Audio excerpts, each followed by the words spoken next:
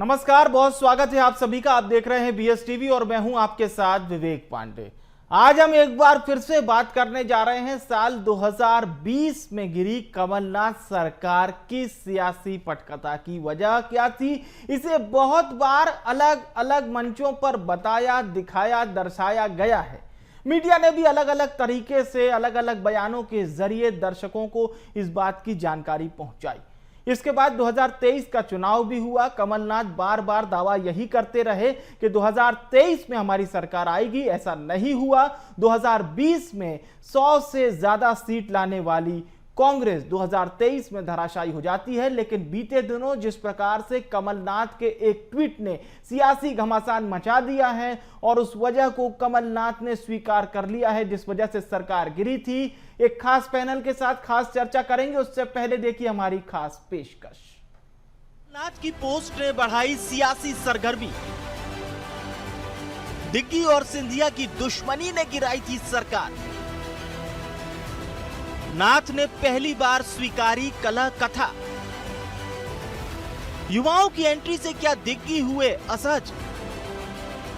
जिला अध्यक्ष की सूची से क्या नाराज हैं कमलनाथ। क्या कमलनाथ का तत्कालीन जवाब कोई सियासी रणनीति। अपनी मौजूदगी दिखाने के लिए क्या ये है सियासी पैंतरा। सियासी संग्राम, कांग्रेस में जमकर घमासान। एक बार फिर अंदरूनी कलह हुई उजागर। रविवार रात को कमलनाथ ने एक ट्वीट किया। उन्होंने अपने सोशल मीडिया प्लेटफॉर्म पर लिखा, मध्य प्रदेश में 2020 में मेरे नेतृत्व वाली कांग्रेस सरकार गिरने को लेकर हाल ही में कुछ बयानबाजी की गई है। मैं सिर्फ इतना कहना चाहता हूं कि पुरानी बातें उखाड़ने से कोई फायदा नहीं। ये सच है कि व्यक्तिगत महत्वाकांक्षा के अलावा ज्योतिरादित्य सिंधिया को ये लगता था कि सरकार दिग्विजय सिंह चला रहे हैं। इसी नाराजगी में उन्होंने कांग्रेस के विधायकों को तोड़ा और हमारी सरकार गिराई। कांग्रेस के दो सबसे बड़े नेताओं में मच रही बयानबाजी ने बीजेपी को एक बार फिर सियासत करने का मौका दे दिया। बीजेपी के मीडिया प्रभारी आशीष अग्रवाल ने ट्वीट कर कांग्रेस पर निशाना साधा। लिखा कि आज कमलनाथ जी का यह स्वीकारोक्ति और भी बड़ी बात कहती है। कांग्रेस के भीतर गुटबाजी और कलह आज भी चरम पर है और इस गुटबाजी का सबसे बड़ा कारण फिर वही चेहरा है। आज कमलनाथ ने यह स्वीकार कर लिया कि मध्य प्रदेश में उनकी सरकार दिग्विजय सिंह चला रहे थे। दिग्विजय सिंह ने पहले प्रदेश का बंटाधार किया, फिर कांग्रेस पार्टी का बंटाधार किया और फिर कमलनाथ का बंटाधार किया। और साथ ही ये भी प्रमाणित हो गया है कि भाजपा के ऊपर सरकार गिराने का आरोप पूरी तरह राजनीतिक और झूठा था। कांग्रेस पार्टी की सरकार उनकी कुनीतियों की वजह से गिरी और पूरी तरह दिग्विजय सिंह और कांग्रेस के नेता जिम्मेदार हैं। कमलनाथ जी को ये सच्चाई स्वीकारने के लिए बहुत बधाई। नाथ सरकार गिरने की वजह चाहे जो भी हो, लेकिन लगता तो यही है कि कांग्रेस संगठन को दुरुस्त रखने के लिए खुद कांग्रेस नेता ही खुद को इससे दूर रखना चाहते हैं। संगठन सृजन के माध्यम से मध्य प्रदेश कांग्रेस के अध्यक्ष जीतू पटवारी जी एवं समस्त कांग्रेस के कार्यकर्ता लगातार उत्साहित हैं और आगे की रूपरेखा में जिस तरीके से ट्रेनिंग प्रोग्राम हुआ है और उसमें सभी जिलाध्यक्षों की ट्रेनिंग हुई है और नीचे किस तरीके से विस्तार करना है, वार्ड में, ब्लॉक में मोहल्ला कमेटियां बनानी है, उस पर भी चर्चा आगे बढ़ चुकी है।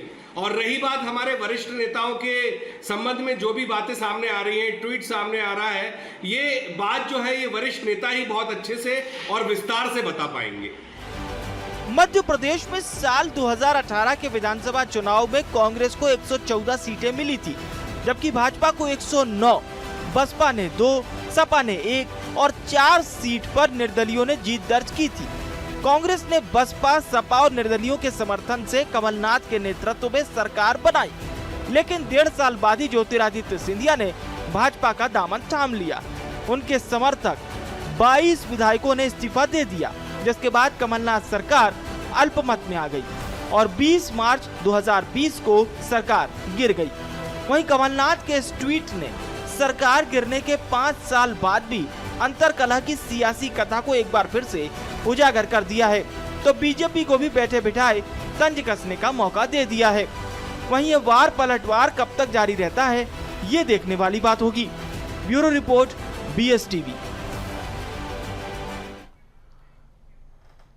तो ऐसा लगता है कि इस ट्वीट से बात काफी हद तक क्लियर हो गई होगी कि कमलनाथ क्या कहना चाह रहे हैं, लेकिन इस बात को कहने के वजह से जो पुराने आरोप हैं कांग्रेस के, जिसमें खरीद फरोख्त शामिल था, जिसमें 1000 करोड़, 500 करोड़, 200 करोड़, जिसका जैसा मन करे उतनी कीमत शामिल थी, उसका क्या। हमारे साथ दो खास मेहमान इस वक्त चर्चा के लिए जुड़ चुके हैं। आनंद जैन कासलीवाल जी हमें ज्वाइन कर रहे हैं, कांग्रेस पार्टी के प्रवक्ता हैं।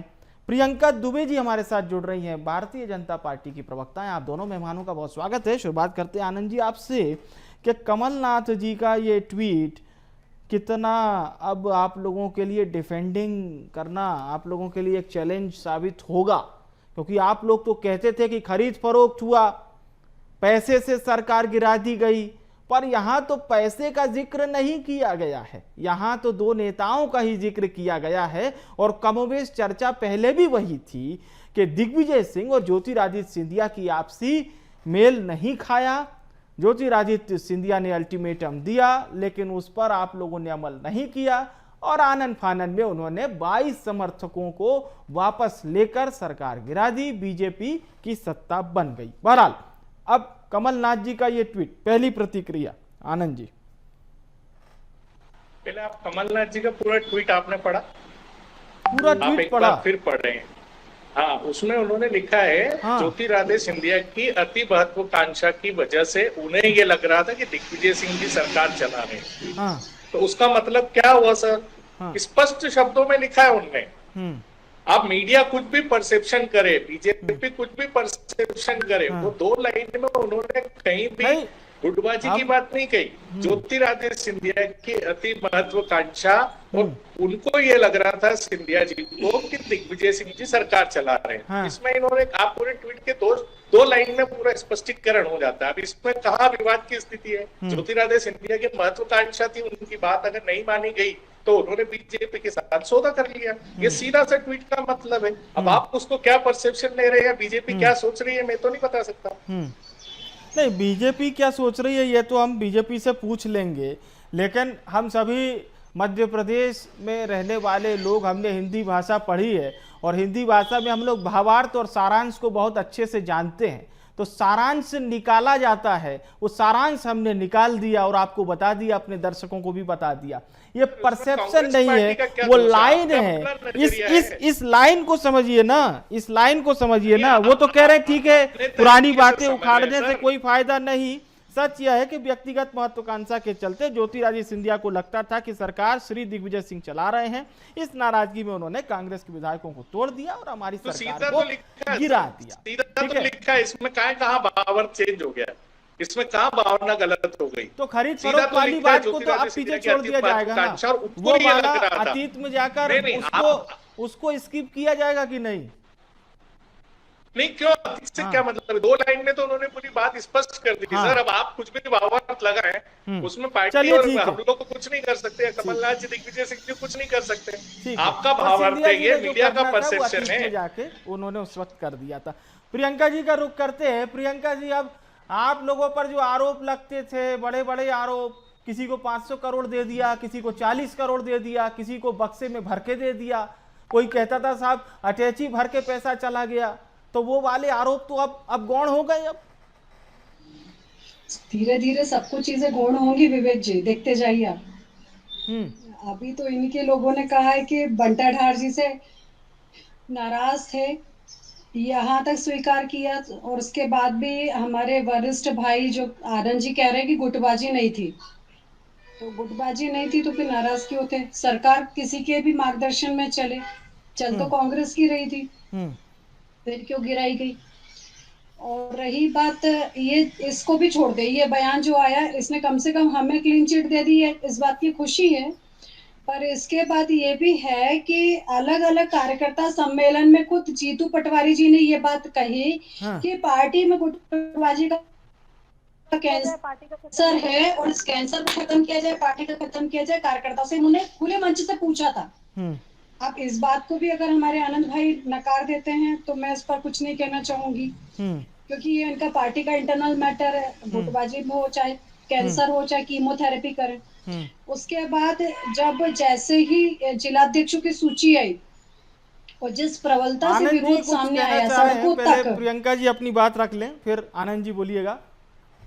तो ये सब जो चीजें होती हैं, इसके लिए भारतीय जनता पार्टी को कोई लेना देना नहीं है। संगठन की सुदृढ़ता होना, संगठन का सृजन होना, ये किसी भी राजनीतिक पार्टी के लिए बहुत आवश्यक है। परंतु जो बेलगामी देखी जाती है बखूबी, सियासी चटकारे तो लगा रहे हैं आप लोग, बैठे बिठाए ट्वीट मिल गया सामने। हमने तो नहीं कहा था, ये भी कहते कि कमलनाथ जी को हमने कहा था कि आप ऐसा ट्वीट करिए। वैसे तो कमलनाथ जी और नकुलनाथ जी दिल्ली चले गए थे तो कुछ दूसरी खबरें भी आने लगी थी। हालांकि कांग्रेस पर तब बहुत सोच समझ के बयान दे रही थी कि क्या बोलना पड़ जाए, सोमवार से कहीं लाइन न बदलनी पड़ जाए। सोशल मीडिया भी सब देखते हैं। आनंद जी का रुख करता हूं मैं। आनंद जी कुछ कहना चाह रहे हैं, बोलिए। देखिए, सिंधिया जी ने तो पूरी डील की है। उनके जाति उन्हें राज्यसभा सांसद बना दिया गया, उनके 22 में से 5-6 मंत्री बना दिए गए, बाकी संगठन में चले गए। तो ये तो पक्का है कि डील करके वो यहाँ पे दबाव बना के उन्होंने वहां डील करी, तो डील तो हुई है। डील कैसे नहीं हुई है? बिना डील के इतने बड़े, क्या भारतीय जनता पार्टी में अगर 22 लोग जाते तो भारतीय जनता पार्टी को क्या फर्क पड़ता? पर इनको सरकार बचानी थी, तो डील तो होती है, प्रोफेशनल तरीके से डील हुई है कि सिंधिया जी को राज्यसभा सांसद भेज दिया गया और 5 लोगों को मंत्री बना दिया गया। ये क्या डील नहीं है जैसा पिक्चरों में आप लोग देखते हैं? पिक्चरों का पूरा फॉर्मेट बीजेपी ने अपनाया और हमारी सरकार गिराई। बीजेपी से डील भले ही हो गई, लेकिन आपने भी ढील दे दी थी। अगर आप लोग इतना ढील नहीं देते तो कहीं ना कहीं वो 22 में से 22 के 22 जो विधायक गए, उसके बाद 8 विधायक गए, 28 उपचुनाव हुए थे, तो गए तो सिंधिया जी के नहीं, कुछ तो सिंधिया जी से इतर थे ना, कुछ तो सिंधिया जी से इतर डील हुई ना सर। सिर्फ सिंधिया जी की क्यों जाते? तो बाकी लोगों के भी जाते। धारा में बहे तो 6 विधायक और गए थे, क्यों गए? आप उसका जवाब दीजिए ना बीजेपी से। बीजेपी से जवाब ले लेते हैं, लेकिन एक सवाल आपसे जरूर पूछूंगा, क्योंकि देखिए वही पुरानी रिवीजन हम करते हैं, दर्शकों का भी रिवीजन हो जाता है, आप लोग का भी होता है और हमारा भी होता है। तो उस वक्त कांग्रेस पार्टी इस बात को कहती थी कि भारतीय जनता पार्टी ने पैसे का प्रलोभन दे दिया, सूची बना दी गई। कोई कोई नेता तो ये कहते थे मेरे पास सूची है, किसको कितना पैसा दिया ये तक लिखा हुआ है। तो कम से कम चलो अब पैसे वाली बात पे तो कोई डिस्कशन नहीं करेगा 2028 तक कम से कम। आनंद जी, नहीं, पैसे की डील तो हुई है ना सर। डील होती है, पैसे की तो है, पद की हो, पैसे की हो, किसी भी तरह की डील हो, डील तो हुई है। इससे आप डिनाई कैसे कर सकते हैं? चलो कि एक आदमी कोई चीज छोड़ के जा रहा है दूसरी जगह कमलनाथ जी का ये जो मिल रहा है, तो डील ही तो क्या है? ये जो ट्वीट है इसे वन लाइनर समझा जाए, इसे पूरा का पूरा सारांश ना समझा जाए। प्रियंका जी, देखिए विवेक जी, अभी बात चल रही थी भावार्थ की और शब्दार्थ की। तो एक चीज होती है प्रसंग, कि इस प्रसंग में और क्यों बोला गया। भारतीय जनता पार्टी ने तो नहीं कहा कि आप ऐसा कोई ट्वीट कीजिए और हंगामा बरपाइए। तो प्रसंग क्या था जिसके लिए कमलनाथ जी को ऐसा ट्वीट करना पड़ा? ये भी सोचने वाली बात है विवेक जी। दूसरी चीज, पूरा थोपा गया बंटाधार जी के ऊपर। उठा रही है, एक तरफ आप बोल रहे हैं हमारा अंदरूनी मामला है, एक तरफ आप आपके प्रवक्ता हमारी पार्टी के लिए बयान दे रहे हैं, क्यों कर रहे हैं? आप अपना काम कीजिए ना। प्रसंग क्या आया इनकी पार्टी में कि कमलनाथ जी को विगत जो सरकार गिराई गई थी, जो गिर गई, उसके बाद उपचुनाव भी हो गए, दूसरे चुनाव भी हो गए, और आज जो है वो पूरी क्लीन स्वीप है कांग्रेस। उसके बाद कमलनाथ जी ये बात कह रहे हैं कि अति महत्वाकांक्षा ठीक है, मान लिया, फिर दिग्विजय सिंह जी वाली लाइन लिखने की क्या आवश्यकता थी? नहीं लिखते, बस ज्योतिरादित्य सिंधिया जी के ऊपर दोषारोपण करके खत्म कर देते। परंतु दिग्विजय सिंह जी को क्यों घेरा है, ये भी एक चिंता का विषय है। पढ़िए मैडम, लाइन पढ़िए, उसका भावार्थ अगर आपकी हिंदी इतनी अच्छी है तो उसका भावार्थ कीजिए। भावार्थ पे अपन चले जाएंगे, फिर पढ़िए आप 4 बार उस लाइन को। प्रसंग वो ये है, सिंधिया जी को ये लग रहा था तो सिंधिया जी की महत्वाकांक्षा थी ना मैडम। से ये नेता लोग परेशान हो रहे हैं, पहले भी ये लोग परेशान हुए। दिग्विजय सिंह अपने बेटे को एस्टैब्लिश करने में लगे थे, कमलनाथ जी अपने बेटे को बीच में रोड़ा अटका रहे थे, ज्योतिरादित्य सिंधिया जी। उनसे पूरी कैंपेनिंग करवाई गई, प्रदेश अध्यक्ष भी उनको नहीं बनाया और मुख्यमंत्री खुद बन के बैठ गए थे। वहां से कलिश चालू हुआ। ये आपको मालूम है हमारी पार्टी का मैटर? ठीक है, ये आपको मालूम है? बोलेंगे भाई आपके नेता ट्वीट कर रहे हैं, मेरा नेता ने ट्वीट करने के लिए आप एक ट्वीट में कितनी प्रतिक्रिया दे रही है भारतीय जनता पार्टी के लोग? मैं एक बार बताऊं बहुत दोनों आप दोनों के लिए कि कांग्रेस पार्टी को ये चाहिए कि कमलनाथ जी के इस ट्वीट का भावार्थ हमारे दर्शकों को और जनता को बता दें कि उक्त पंक्तियों में श्री कमलनाथ जी द्वारा ये कहा गया है साहब, इसका कृपया दूसरा वो मतलब ना निकालें आनंद जी, क्योंकि दो लाइन बहुत कुछ कहती है। अगर आप ये कहेंगे इसका ये मतलब निकालिए, इसका तो ये मतलब था, तो फिर मुझे लगता है कहीं ना कहीं सोशल मीडिया उसी का मतलब पढ़िए ना सर, आप अपने तरीके से क्यों उसका मतलब डिस्क्रिप्शन कर रहे हैं? ये वाली बात को पहले तो ये बात तो हमारे लिखा हमारे मीडिया ही कह रही थी ना, हमारे नेता ने लिखा है। हाँ, इससे गुटबाजी का कहाँ लिखा? कहीं लिखा है उनके ट्वीट में? हाँ। सिंधिया जी को ये लग रहा था कि दिग्विजय सिंह जी सरकार चला रहे, सारा खेल दिग्विजय सिंह का नहीं, ज्योतिरादित्य सिंधिया की महत्वाकांक्षा का था, ये उस ट्वीट में लिखा है उन्होंने। नहीं तो आप किसी भी हिंदी व्यक्ति को पढ़ा दीजिए और उससे उसका भावन पूछ लीजिए। ठीक है, मैं हिंदी के कम से कम 3 प्रोफेसर को तो ये वाला ट्वीट भेजूंगा और उनसे उनका अर्थ भी लूंगा कि कृपया मुझे सर इसका अर्थ बता दीजिए, अगर मुझसे कोई त्रुटि हुई हो तो उन्हें क्लिप भी भेज दूंगा। चलिए, एक बात जरूर है प्रियंका जी, क्योंकि ये बात सिर्फ ऐसा नहीं है कि कांग्रेस पार्टी के नेताओं ने ही कही, कमोबेश ऐसे लोगों ने भी जो राजनीति से डायरेक्ट ताल्लुक नहीं रखते, उन्होंने भी कहा कि भारतीय जनता पार्टी से भी कांटेक्ट लंबे समय से उन विधायकों का था, धीरे धीरे बात और बढ़ती चली गई, ऑफर दिया जा रहा था और फिर एकाएक हुआ ये कि विचारधारा परिवर्तित हो गई और वो 22 से ज्यादा विधायक भारतीय जनता पार्टी में आ जाते हैं। ये सिलसिला अभी भी जारी है। देखिए विवेक जी, अभी रिसेंटली की घटना से आपको इसको कनेक्ट करूंगी। इन्होंने ऑब्जर्वर्स नियुक्त किए थे।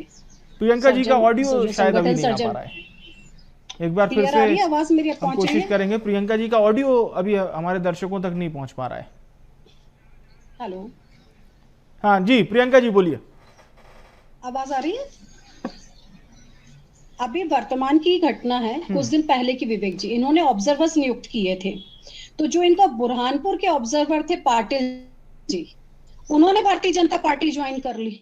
तो भारतीय जनता पार्टी की रीति नीति इतनी स्पष्ट है, नेतृत्व इतना सुदृढ़ है कि उससे प्रभावित होकर अगर कोई भी व्यक्ति भारतीय जनता पार्टी में समावेश करना चाहता है, कई लोगों ने प्रत्यक्ष तौर पे भारतीय जनता पार्टी ज्वाइन कर ली और कई लोगों ने अप्रत्यक्ष तौर पे भी भारतीय जनता पार्टी का सहयोग किया। तो ये तो चलता रहेगा। अगर आप हमारी रीति नीति से प्रभावित होकर के, कोई भरोसा नहीं, कल को हो सकता है आनंद जी भाई साहब को भी भारतीय जनता पार्टी में कुछ अच्छा लगे, तो इसका मतलब ये थोड़ी कि प्रियंका के साथ डिबेट में बैठे थे तो प्रभावित होकर के आ गए या प्रियंका ने डील दे दिया। बात है रीति नीति से प्रभावित होने की। तो जो इनके ऑब्जर्वर है उन्होंने भी भारतीय जनता पार्टी ज्वाइन करने की जो है वो पेशकश करी है। तो ये सब चीजें चलती रहती है क्योंकि राजनीतिक पार्टी में विचारधारा के मतभेद है। हाँ। कोई व्यक्तिगत तो किसी की भी लड़ाइयां नहीं है। हाँ। तो विचारधाराओं में परिवर्तन होना स्वाभाविक है, हो भी सकता है। कई लोग भारतीय जनता पार्टी के लोग कांग्रेस ज्वाइन कर लेते हैं, कांग्रेस के लोग भारतीय जनता पार्टी ज्वाइन कर लेते हैं। अभी रायसेन में भी हुआ, कुछ लोगों ने आके कांग्रेस छोड़कर, पर कांग्रेसी तो ये भी कहते थे कि 1.5 साल भी कमलनाथ जी को उनकी सरकार चलाने का पर्याप्त समय नहीं मिला और बचा समय ईडी सीबीआई में निकल गया, कमलनाथ जी के राजदारों पर कार्रवाई हुई। उस वक्त स्टेटमेंट ये दिए जाते थे कि आदेश एक बार हो जाए तो सरकार यूं ही गिर जाएगी, अल्पमत की सरकार है। ये तो आप लोग फर्स्ट डे से कह रहे थे। जो शासकीय संस्थाएं हैं वो कार्य अपना कर रही हैं, अभी भी कर रही हैं। ईडी सीबीआई और आईटी की कार्रवाइयां जहां होनी चाहिए, जहां इनपुट्स मिलते हैं वहां हो रही हैं। तो वो तो सतत उनका कार्य वो करती है संस्थाएं।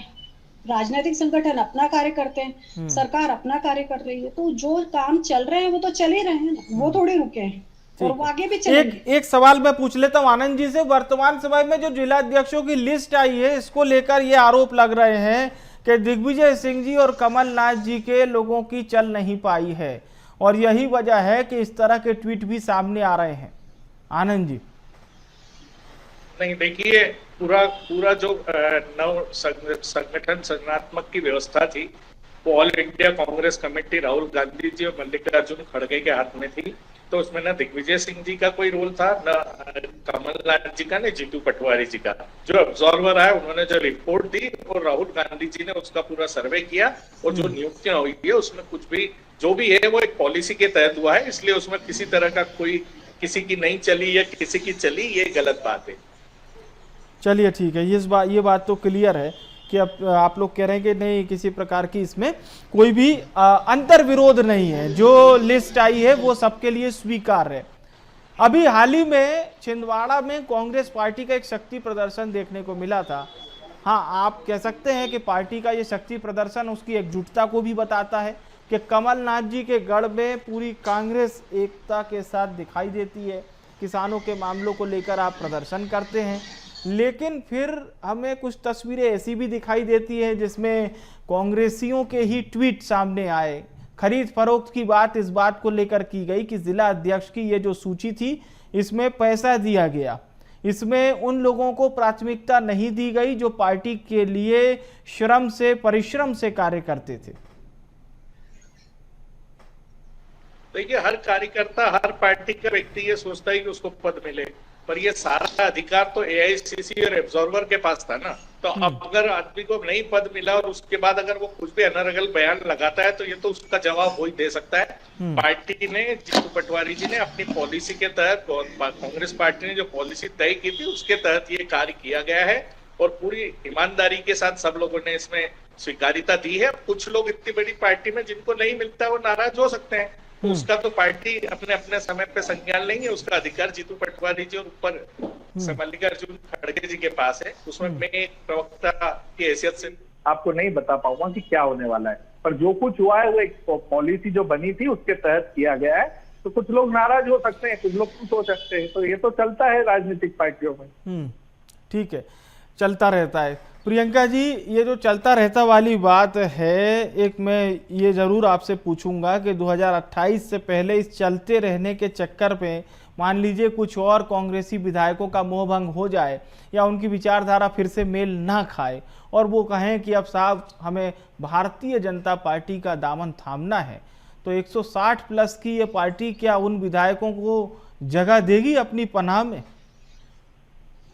उसका तो मुझे जो अभी पक्का नहीं पता, लेकिन न्यू ज्वाइनिंग टोली फिर से बनानी पड़ेगी, ये तय है। क्योंकि जिस प्रकार से नहीं, लेकिन आप चल रही है 160 तो प्लस जनता का इतना बड़ा मैंडेट, जनादेश, ऐसी मैं पार्टी को जो 2003 से सत्ता में है, ये रिसर्च की वस्तु है और पॉलिटिकल पंडितों को इस पर रिसर्च करनी चाहिए। हाँ, बहुत से उजागर होंगे। ठीक है, आप कह रही हैं कि ज्वाइनिंग अभियान 2 चलाना पड़ेगा। आनंद जी भी सुन रहे हैं। चलिए, मैं बहुत बहुत धन्यवाद करूंगा आप दोनों मेहमानों को हमारे साथ जुड़ने के लिए। शुक्रिया, बहुत बहुत धन्यवाद। देखिए साहब, बात हो रही थी वर्चस्व की लड़ाई और कांग्रेस ने सत्ता गवाई की इस पंक्ति के साथ, और उसमें आया कमलनाथ का ये ट्वीट जो कहता बहुत कुछ है। भले ही 2 लाइन लिखी गई हो, लेकिन उस 2 लाइन में छिपा है 2018 से 2020 में जो रस्साकशी हुई थी कांग्रेस के अंदर, और मार्च 2020 में गिर गई कमलनाथ की सरकार। बहुत कुछ शामिल था जिसमें हमने चर्चा करने की कोशिश की। फिलहाल के लिए इस खास पेशकश में इतना ही, और आप देखते रहिए BS TV। नमस्कार।